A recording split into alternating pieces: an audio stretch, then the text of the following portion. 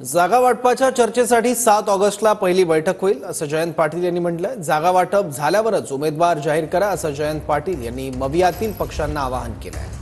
मुंबईत आम्ही चांगल्या जागा लढवणार आहोत असंही जयंत पाटलांनी म्हटलंय। आम्ही पहिल्यांदा 7 ऑगस्टला पहिल्यांदा बसणार आहोत। वेगळ्या कारणाने बसायला वेळ मिळाला नाही, वेगवेगळ्या पक्षांचे आपापले उपक्रम कार्यक्रम होते।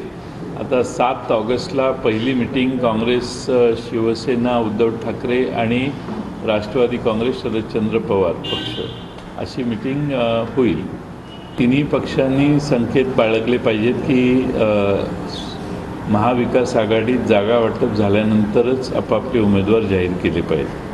त्यामुळे शक्यतो या मर्यादा सगळे पाळतील अशी आमची आशा आहे। ज्या घटक पक्षांना न्याय मिळणार काय, कारण की लोकसभेमध्ये तुम्ही आमचे शेतकरी कामगार पक्ष आहे, समाजवादी पक्ष आहे, भारतीय कम्युनिस्ट पक्ष आहे, मार्क्सवादी कम्युनिस्ट पक्ष आहे, आणखीन काही लहान पक्ष आमच्याशी जोडण्याची इच्छा व्यक्त करत आहेत। आम्ही सगळ्यांना बरोबर घेऊन जाऊ।